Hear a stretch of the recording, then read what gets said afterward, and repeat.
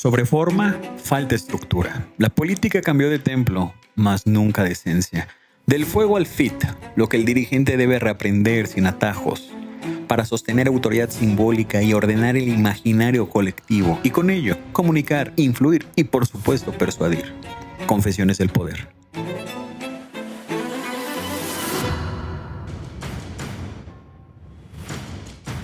Oscar O'Farrell Cobo. Psicólogo, consultor y fundador de la plataforma Ecosistema de Desarrollo Humano y Estudios de la Conciencia. Ha desarrollado trabajos en ámbitos de psicología de alto rendimiento, innovación educativa, wellness corporativo y expansión de conciencia. Su aproximación combina conocimientos académicos, prácticas chamánicas, música medicina y una visión holística del poder interior y colectivo. En el escenario de Confesiones del Poder, Oscar aporta una mirada donde el poder no solo se ejerce externamente, sino que se transforma desde lo invisible, rituales, conciencia y conexión ancestral.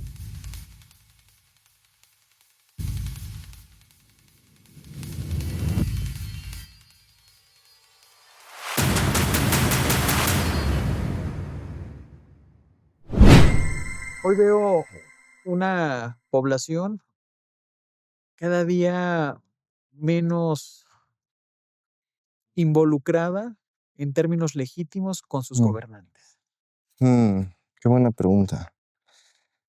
Siento también, híjole, si me permites también remontarme un poco, hay muchísimas estructuras y dinámicas organizacionales y sociales que, si bien son muy parecidas entre sí, algunas pueden recaer dentro de lo dictatorial, en donde la autoridad, que es lo hablábamos, es diferente ser un gobernante, una autoridad y un líder.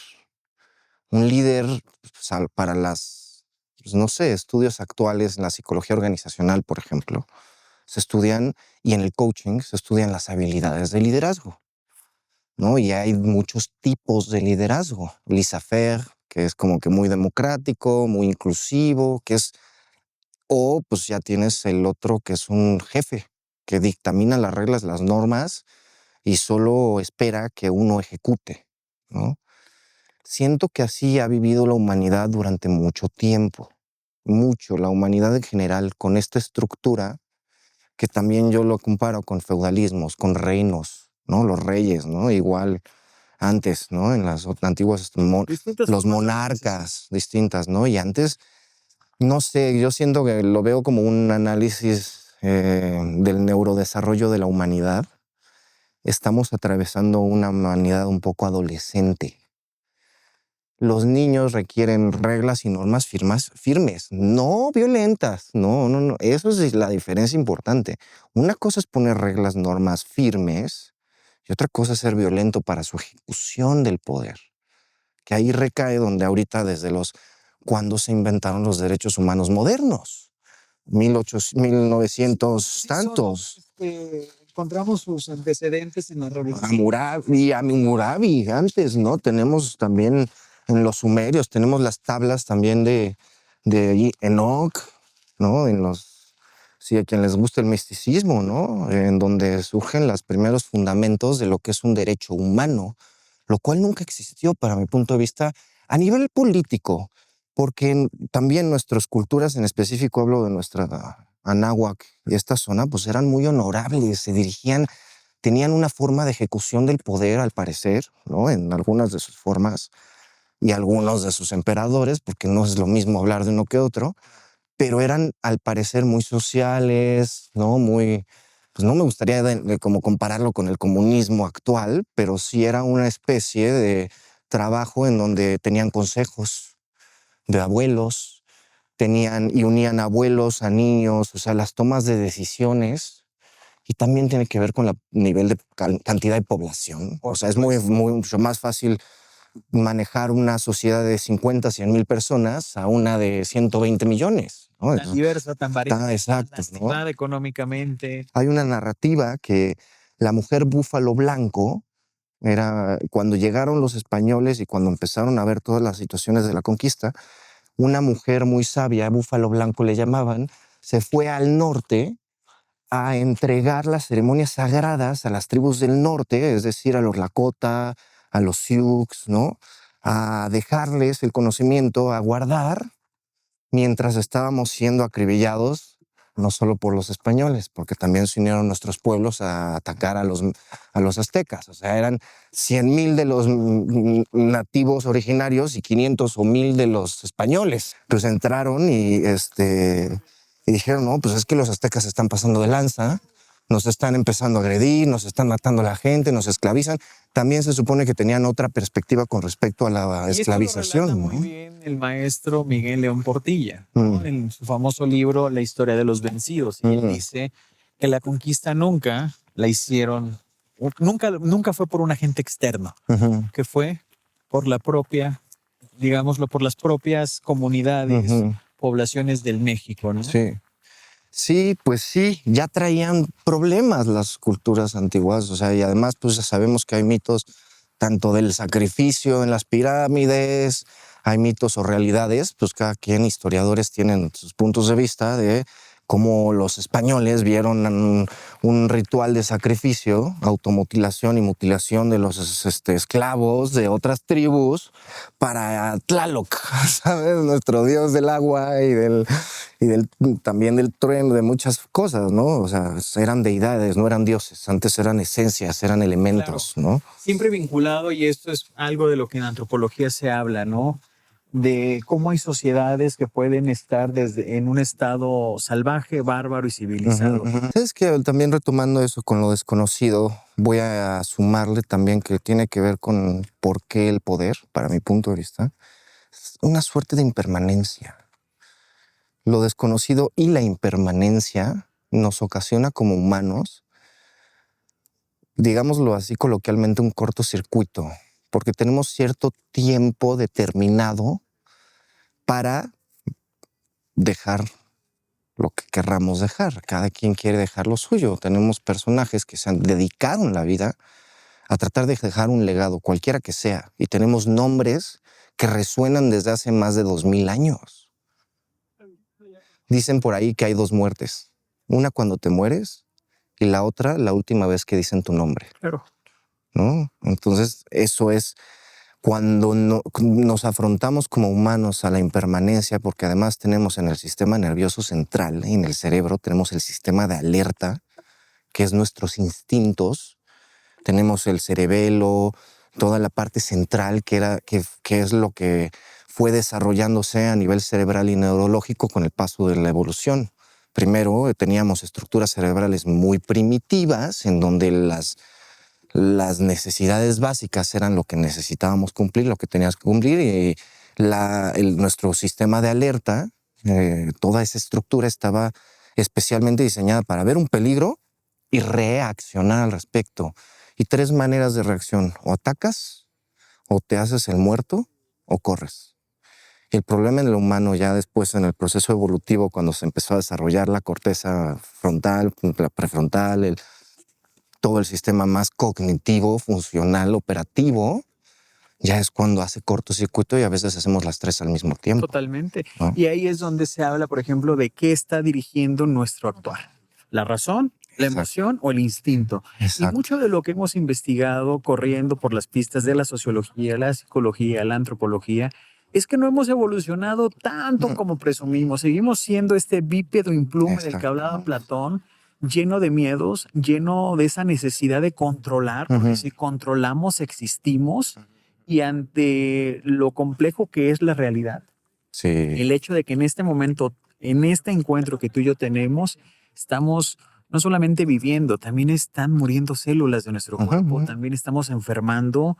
La decadencia es algo que perturba al ser humano. Sí. Entonces, el poder, entendiendo este espacio, esta relación entre el otro, el poder no puede existir si no existe el otro. Exacto. ¿No? Por eso la famosa anécdota de Robinson Crusoe cuando llega a la isla y dicen, oye, ¿era un hombre poderoso? No, porque estaba solo. Pudo ejercer el poder a partir de que aparece Viernes, el otro. O sea, siempre es importante entender que para que el poder exista, tiene que haber otro. Sin duda. Entonces, gobernantes y gobernados. ¿Y qué quiero ir decantando, Oscar? ¿Qué está pasando desde la psicología, desde el misticismo, desde todas las áreas del conocimiento que tú perfectamente has trabajado, con el político actual, con el líder, porque yo no veo líderes, No, yo con el tampoco. gobernante. ¿Qué está pasando? ¿Por qué le está apostando tanto al algoritmo? ¿Por qué cree que el carisma lo puede generar en una red sociodigital, en una plataforma, en un TikTok? ¿Y por qué ha olvidado lo que nos hace humanos? ¿Por qué ha olvidado la esencia de lo que nos permite relacionarnos con el otro? Y que el otro, sin necesidad de ponerle una espada, una cruz, diga, domíname, llévame, dirígeme. ¿Qué está pasando desde la psicología con eso? ¿Qué está pasando con nuestros líderes, con nuestros gobernantes, con nuestras autoridades? Voy a dar un par de perspectivas. La primera es que nuestros también, quizá pudiésemos meterlo desde antigua Grecia. Por algo Sócrates se suicidó, o lo suicidaron, ¿no? Por toda esta corrupción política, etcétera, ¿no? Y creo que acaba de decir, no hay líderes, y eso concuerdo con total y con un dolor tan profundo, porque han existido líderes y a la gran mayoría los han matado. ¿No crees que representa una amplificación de lo que es la sociedad mexicana? Sí, sin duda. Porque sin embargo, a ver, yo observo, Es el reflejo. digo, a ver, hay gente muy talentosa tomando decisiones, pero son los que menos llaman la atención. Sí. ¿Qué está pasando también con la capacidad crítica de una sociedad muy inmersa en lo inmediato? Que justo iba a eso, de las maneras de control social, psicosocial, lo hablamos también, está el poder, la manipulación, el miedo, a través del miedo, y la sexualidad, el placer.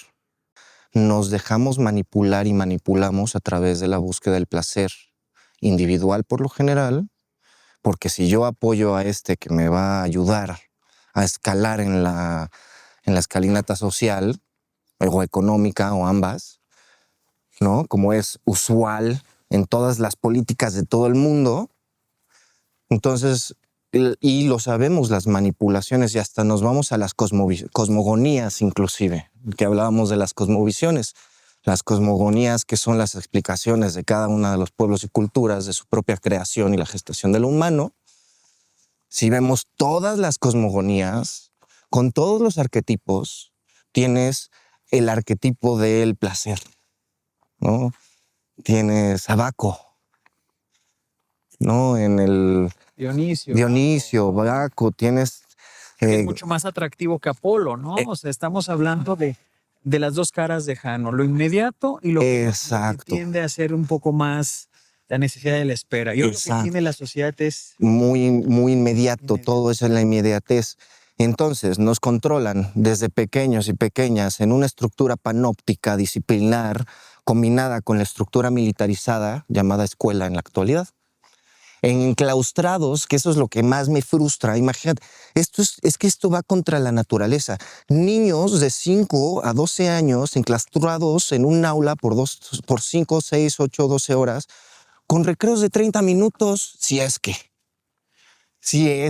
Y también esto nos obliga a repensar el modo en que estamos conviviendo como sociedad. Una locura. Niños que pasan 5 horas, 6 horas en la escuela, más el tiempo de traslado a la casa, más el tiempo que la mamá o el papá puede salir y recogerlos de la escuela. O los cuida. O sea, ¿en dónde aprendes a vincularte en ese modo de producción educativa? ¿En dónde? Y entonces tienes a 10, 15, 20, 30, 50 alumnos. Yo me he dedicado más de 15 años a innovación educativa, capacitación docente. Me he ido a la mitad de la selva, a las escuelas más rurales que te puedes imaginar, ¿no? Y es la misma situación. Tienes 15, 20, 30 alumnos, 50 mentes, 50 universos callados y sentados durante 5 a 8 horas diarias. ¿En qué lugar nos vamos a poder vincular como lo estamos haciendo tú y yo, de conocer lo que decimos en la tradición, tu rostro y tu corazón?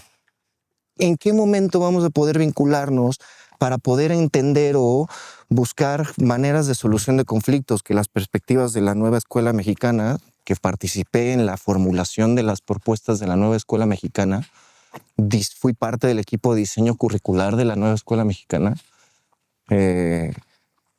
Estas perspectivas, viene ahorita una perspectiva de educación para la paz, que es básicamente eso, o lo que le llaman también inteligencia y o gestión emocional, Claro.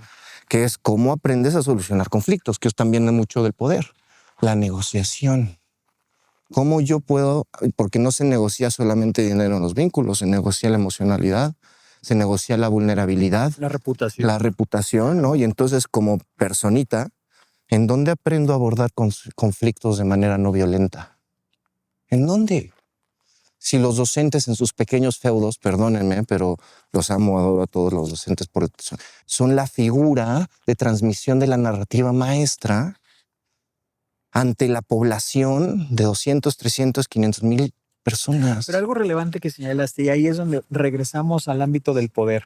Estamos hablando, imaginando el grueso de la realidad en México, de los mexicanos. Espacios, salones, con sillas atornilladas, cuerpos Así, limitados, ¿no? O sea, 30 minutos de recreación, de esparcimiento, de ocio. ¿Por qué? Porque nos han hecho creer que el producir Exacto. es la consecuencia, digámoslo, de una vida de éxito, por ende una vida feliz. Pero aquí lo relevante es, imagínate estos 70 pequeños cuerpos disciplinados contándoles una verdad exacto, desde el poder, exacto. con una falta de capacidad de un pensamiento crítico. ¿Cómo van a convertirse a los 18, 20 y tantos años en ciudadanos críticos que puedan demandar, que puedan decir, que puedan señalarle a su gobernante que lo está haciendo incorrectamente?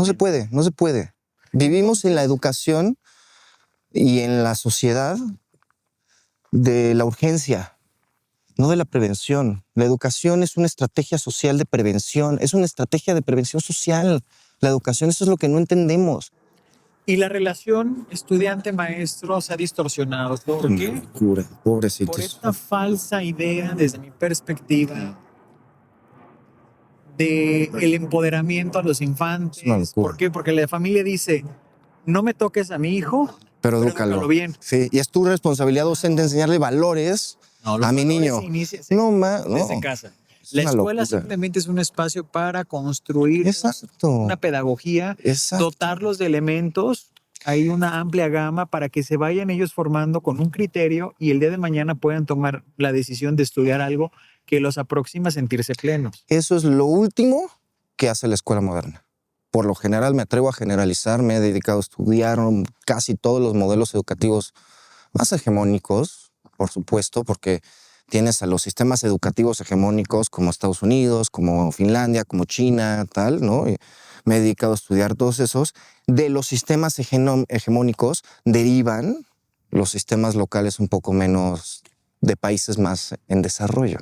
La gran mayoría del grueso de nuestra sociedad pues, tiene que trabajar en lugares que son muy lejos, que pagan muy poco, algunos trabajan doble y otros las situaciones de vulnerabilidad a los padres, madres les lleva al consumo de sustancias, violencia. Exacto. Que no hemos dejado de ser estos seres primitivos. No hemos dejado. Que buscamos a través de una sustancia, buscamos a través de algún tipo de adicción, a partir de algún tipo de elemento que distorsione nuestra realidad. Es compleja. Exacto. Y entonces, y eso también, ¿no? El alcohol viene desde hace milenios. Nuestros pueblos antiguos tenían esta bebida, la bebida de los dioses, el pulque, que se utilizaba también de manera ceremonial. Se dice que en nuestras culturas, en unas de nuestras culturas ancestrales, quienes caían en alcoholismo, no les, que esa es otra cosa, que Foucault y la locura, por ejemplo, la locura y las locuras. En los pueblos ancestrales a los que caían en adicción al pulque, no, en algunos, no los hacían tabú de la sociedad, sino más bien los conjuntaban más. Porque también lo que nos está sucediendo, estamos creciendo en individualidad. Claro. Ahorita uno de los problemas más grandes y de las enfermedades más grandes es la depresión.